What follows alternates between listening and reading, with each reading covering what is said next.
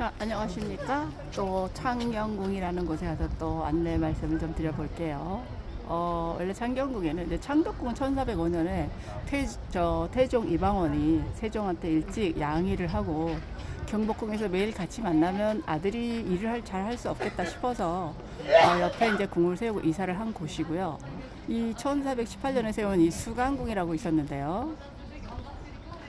그래서 이제 이 대비가 3명이나 있는 거예요. 그래서 그분들도 뭐 경복궁 같은 경우에는 이제 왕비 처소가 있고 한데 거기 또 할머니가 계시면 또 그렇잖아요. 그래서 여기 3분의 왕대비들을 여기 이제 편안하게 모시기 위해서 궁궐을 다시 크게 짓고 성종 때 처음에는 이제 그 태종이 지은 거고요. 그래서 이제 요거와 창덕궁을 동거리라고 하죠. 동쪽에 있어서. 그래서 이제 경복궁 같은 경우는 이제 서거리라고 하고요. 그래서 여기는 이제 주로 그 뭐 여인들의 처소다 이런 저기도 있었는데 영조는 이제 여기서 많이 또 일을 하기도 했어요. 그래서 이제 각 임금들도 자기가 좋아하는 궁이 따로 있었죠. 그래서 정조 같은 경우에는 이제 뭐 주로 창덕궁이나 여기서 쓰고, 영조 같은 경우에는 창덕궁보다는 이제 창경궁을 많이 애용하고 그런 적이 있었어요. 그 다음에 이제 여기는 자연지세를 살려서 여기 야트막한 산이거든요. 요 산을 깎아서 건물을 올리고 해서 이렇게 뭐랄까 경사도가 좀 있습니다. 그거 이제 좀 특징으로 최대한 자연을 해치지 않으면서 하는 것이 이제 조선의 뭐 풍수지리 뭐 이런 것이 있어요. 그래서 여기도 임진왜란 때 이제 다 약탈이 됐죠. 그래서 전쟁 끝나고 돌아와 보니까 이제 임금이 거처할 곳이 마땅치가 않아서, 그래서 이제 덕수궁을 뭐라고 할까요? 빌렸다고 할까요? 원래 월산대군 사조인데 거기를 빌려서 이제 여기 창덕궁을 들어가서 살 수 있을 만큼의 어떤 시설을 할 때까지 약 3년 정도 걸렸어요. 1611년에 그 당시에는 이제 덕수궁이 아니고 경운궁이라고 했는데 정릉동 행궁이라고 불리다가, 그래서 청덕궁으로 다시 하면서 그걸 이제 옛 주인에게 다시 돌려주고, 그거를 이제 고종의 때 다시 이제 왕이 쓰기 시작하니까 다시 궁이라는 이름이 이제 붙여지는 거고요. 여기가 어디냐면 이제 해경궁 홍씨가 여기서 이제 머물렀던 곳이에요. 정조의 그 효심은 뭐 유명하죠. 아버지를 일찍 여의고, 같은 나이에 이제 어머니가 자기가 보기에도 너무 안쓰러운 거죠. 뒤에는 이제 뭐 장남이긴 하지만 또 동생들도 많이 있고 했는데 어머니의 고초가 얼마나 심했겠습니까?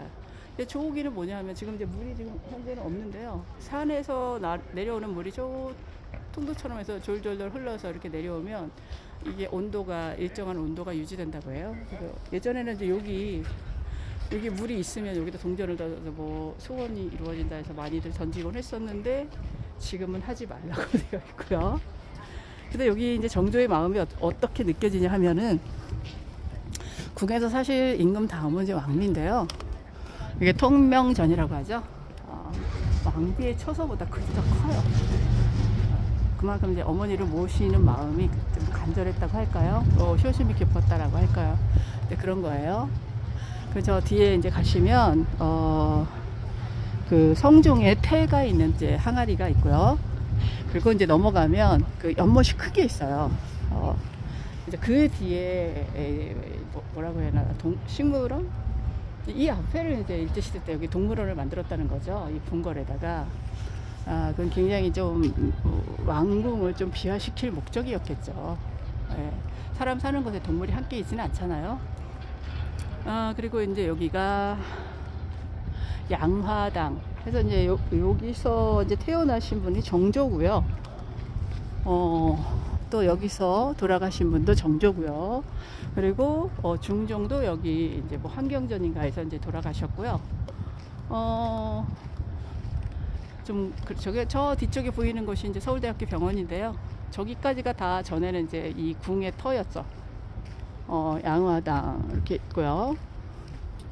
요거 보면 아시겠죠? 이게 바위예요. 산에 있는 바위를 이렇게 좀 최대한 깎아내서 여기다 건물을 올려서 사람이 살 수 있게끔 했거든요. 이걸 어떻게 다 깎아낼 수는 없으니까 깎을 수 있을 만큼 깎아낸 거죠. 이제 저 뒤로 가면 이제 커다란 호수 같은 게 있고요. 거기에 이제 식물원 뭐 이런 게 있어요. 그 규모가 생각했던 것보다 엄청 크거든요. 자, 이 바위 보시면 이제 아시겠죠? 얼마나 이 자연을 위해하지 않고 사람의 삶의 공간을 만들었는지. 그리고 여기가 여기 이렇게 이제 이런 설명 없이 보시면 굉장히 좀 썰렁해요. 건물 몇 동 이렇게 있고 하다 보니까.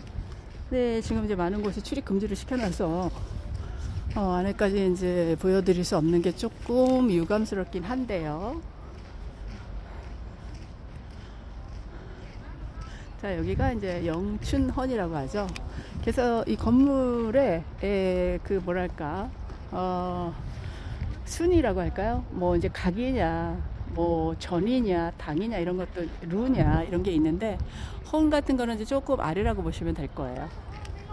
그래서 뭐 입구에 무슨 문하고 무슨 전, 무슨 각 이렇게 돼 있죠.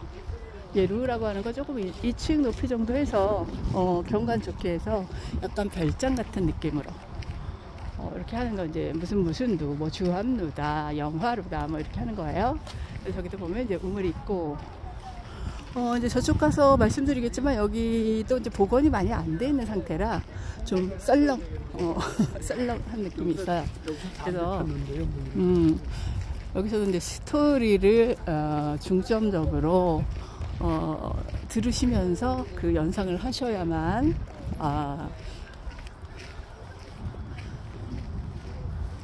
조금 이제 썰렁한 것이 좀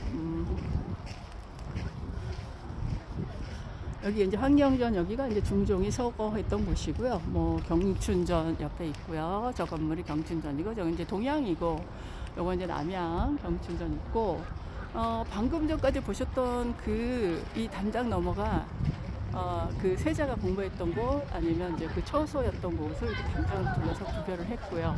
근데 여기는 무엇이냐면 과거 시험이 있었죠. 과거 시험이 이제 3년에 한 번 33명을 뽑는 과거 시험인데 이게 이제 그 나라에서 가장 하이 클래스를 뽑는 거예요. 그래서 여기서는 이제 마지막 시험이 3차인 논술이 행해졌던 것이죠. 이 마당에서. 그러면 이제 전국에서 다 개나리 보침을 싸고 오죠. 시험 붙으려고. 왜? 그 당시에는 이 나라의 시험 보는 것만이 자신의 존재감을 드러내고 또 출세하는 유일한 길이었어요. 그래서 여기가 이제 하민정이라고 하는데요. 여기서 이제 영조가 시험에 붙은 사람들 이제 33명이 뽑혔을 거 아닙니까? 그러면 여기서 이제 나라를 위해서 이렇게 이제 열심히 힘을 좀 써달라 이런 이제 환영의 말도 하고 했던 곳이 여기고요. 그래서 이제 창덕궁 안에 들어가시면 그 주합루 앞에 또 있어요. 근데 거기도 그런 똑같은 역할이고요. 춘하 추동이 있어서 이렇게 4개의 글자 가지고 또 시처럼 이렇게 한 게 있고요. 여기 이제 철조망 같은 거 왜냐하면 이제 새들이 여기다 집을 지을까봐 그걸 차단하기 위해서 만들어 놓은 역할이고요.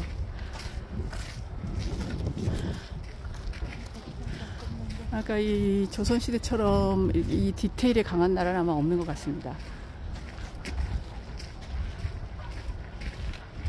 이제 뭐 외국인들이 뭐 전통 의상 체험 이런 게 이제 좀 붐이 돼서 뭐 10년여 전부터 뭐 저런 이제 모습으로 와서 보기는 좋은데요. 보기는 좋아요. 그래서 이제 경춘전은 이제 그 대비의 일상 침전이고요. 경춘전. 환경전은 왕의 침전이었어요. 그러니까 여기서 이제 1834년에 다시 세워졌고요. 경춘전은 이제 경춘선은 뭐냐면 산실청이라고 하는 이제 임신했던 세자빈이 출산을 위해서 이제 설치했던 곳이 경춘전이고요. 그래서 정조와 헌종이 이곳에서 태어났습니다. 22대 왕과 25대 왕이. 그래서 정조는 본인의 탄생을 기념해서 이제 탄생전이라고 친히 현판을 내걸었고요.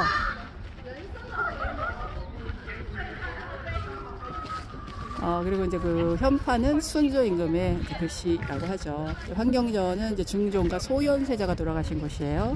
네, 소현세자 아시죠? 인조의 장남인데 인질로 갔다가 돌아오니 이제 아버지로부터 그렇게 이제 갈세를 받고 해서 결국은 뭐 병사했다라고 하죠. 그리고 이제 이 뒤쪽으로는 다 이제 데비들의 침전이 되는 것이죠. 자, 여기 이제 화개가 무슨 뜻인지 이렇게 보시면 아실 거예요. 꽃들이 이렇게 예쁘게 피어 있으면 보기 좋잖아요.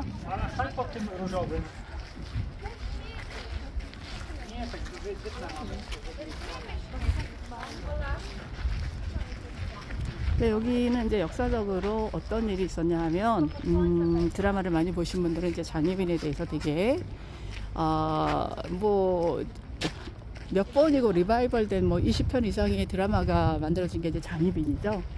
조선왕조 500년사의 가장 뭐랄까 스펙터클한. 그래서 이제 장희빈의 그 운명이 갈라진 것도 이곳이고요. 그리고 우리 저기 정조의 아버지가 뭐 죽음을 맞이한 것도 이곳 창경궁 안쪽이고요. 그래서 조금 비운의 장소. 이렇게 이제 알고 계시면 될 것 같아요. 빈 양문 뭐 이렇게 되어 있네요.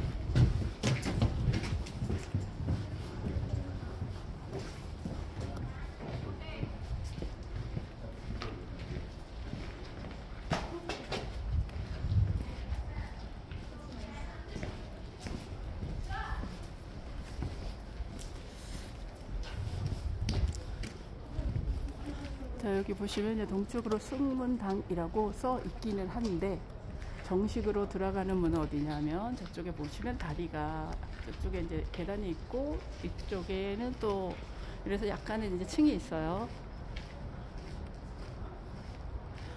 뭐냐면 임금도 유학생이죠. 그래서 공부를 게을리하면 안 된다. 글을 숭상한다 라는 뜻이에요. 그리고 여기 이제 여기 보통 궁궐에서 보시면 이제 편전에 들어가는 길이 이렇게 있으니까 이건 저쪽 정문은 동쪽을 향해서 있는데 주로 이제 창덕궁과 이어서 생활했다는 걸 이제 볼 수 있을 거예요. 이걸 보시면. 근데 여기가 정전. 이제 뒤쪽이니까 앞쪽으로 들어가서 정면 쪽을 보여드리겠습니다.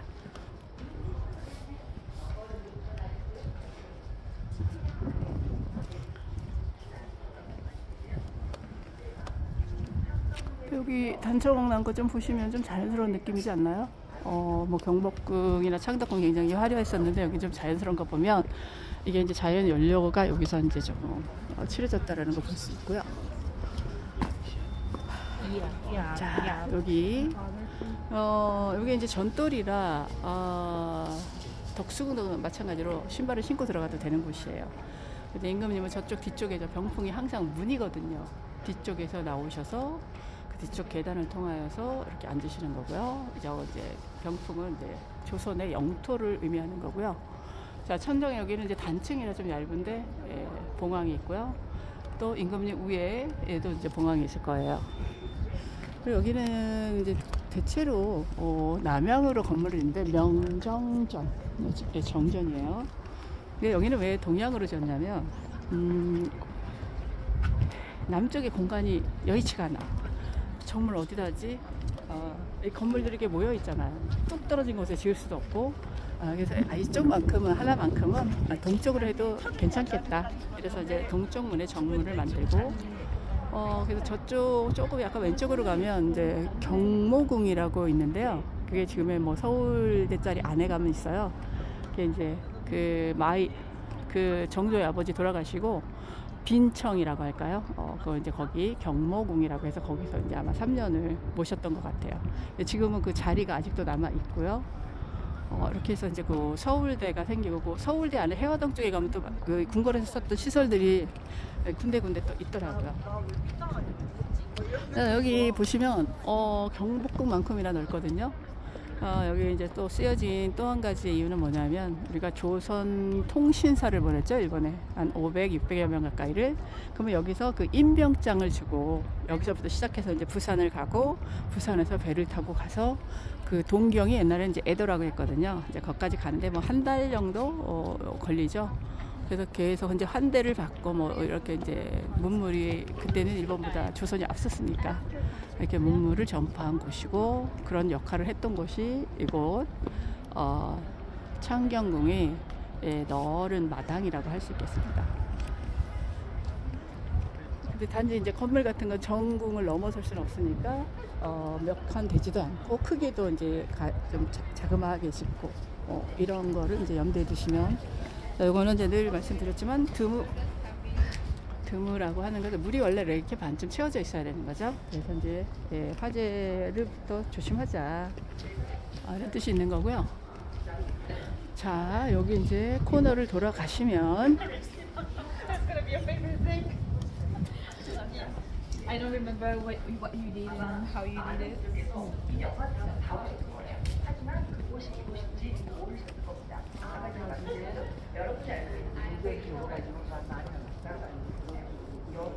여기가 문정점. 영조가 좀 더 사랑으로 보살폈어야 하는데 쪼기만 하고 너무 쪼고 뭐 그런 것도 있지 않나요?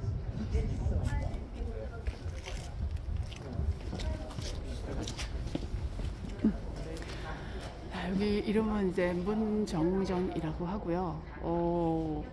창호지 같은 게 이제 새로 다 붙여진 것 같아요. 전에 왔을 때 여기 막 구멍이 나와서 제가 되게 마음이 아팠던 적이 있었는데, 저건 이제 1월 오봉도, 그래서 편전이라고 하면 임금과 신하가 만나서 정치를 논하는 곳이에요. 실질적인 일을 나누는 곳이고요. 여기도 이제 동쪽 방향이고, 이제 여기가 뭐 저 해는 뭐 임금을 뜻하고 다른 왕비를 뜻하고, 5개 봉우리는 이제 뭐 백두산이다, 뭐 한라산이다 이렇게 해서 조선의 영토를 의미하고요. 그다음에 인간은 누구나 이제 장수를 원하죠. 그래서 소나무, 뭐 폭포 이런 것들은 이제 장수를 의미하는 걸 거기에 넣었어요. 그래서 이제 뭐 조선의 영원한 역사를 바랐겠죠, 임금들은.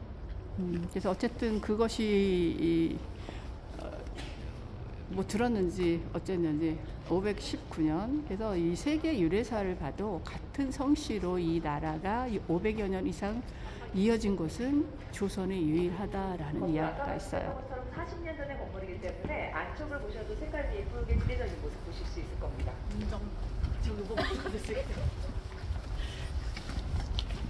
아까 얘기해줬던 거.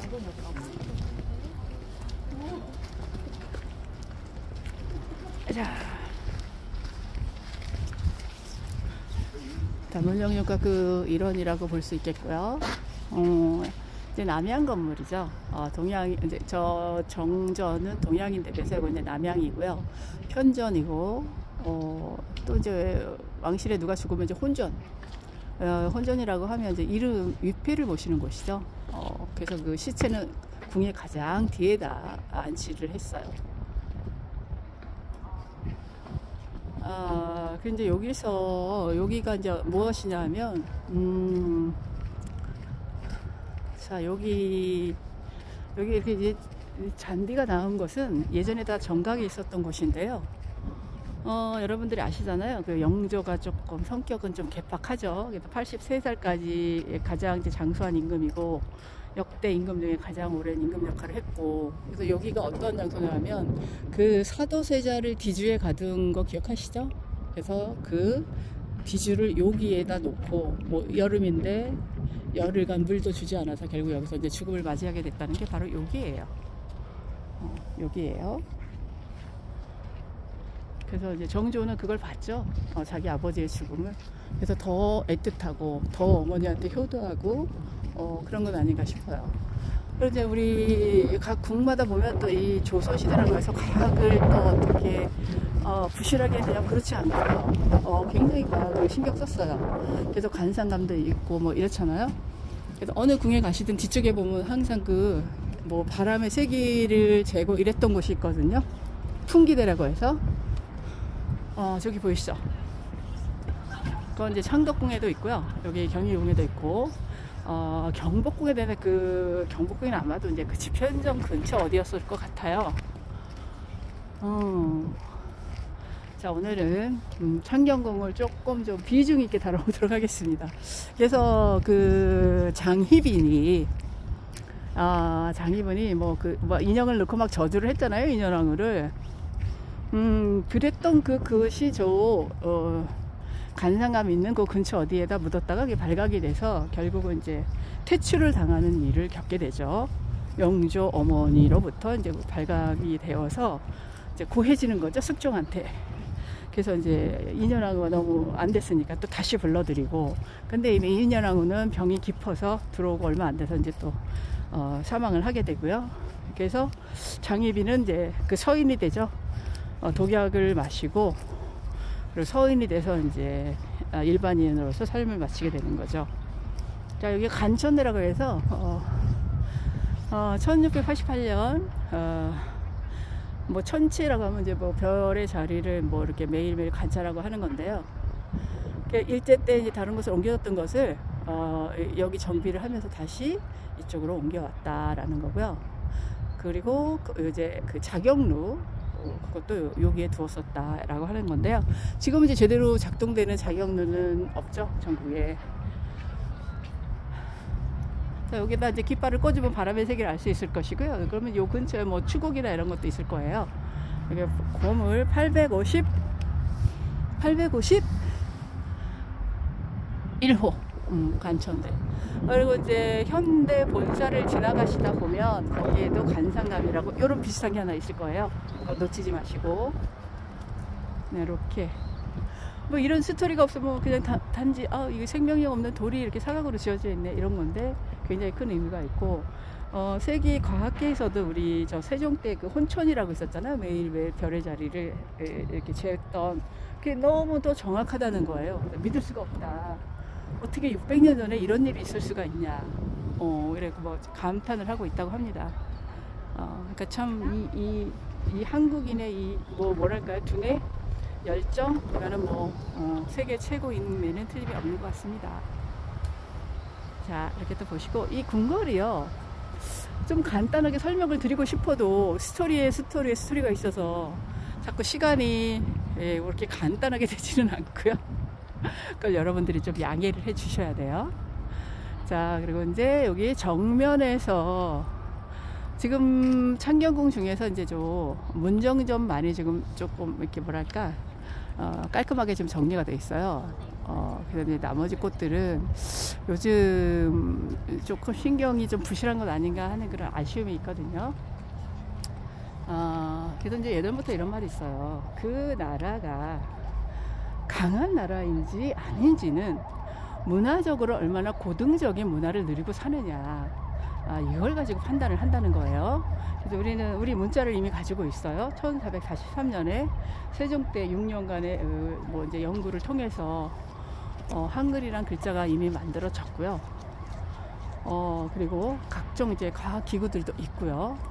그리고 그 병인 양요 때 이제 주로 그때는 강화도로 이제 침범을 당하잖아요. 배를 이용해서 오다 보니까 그때 거기 조선 왕조실록, 뭐 조선은 이게 이런 것들이 거기 보관돼 있었는데 프랑스 사람들이 그걸 보고서 너무 놀랐다는 거죠. 보기에는 뭐 좀 미천해 보이는 저런 사람들이 이런 문화를 누릴 수 있다. 그래서 경외한다라는 그런 말을 했다고 하죠.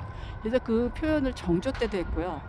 그래서 우리가 이렇게 높은 문화의식을 갖고 있으면 아무리 강한 적이 오더라도 우리를 함부로 대하지는 않을 것이다, 이런 말을 했다고 해요. 그거 이제 차후에 또 뭐 김구 선생님도 그런 말을 했다고는 합니다.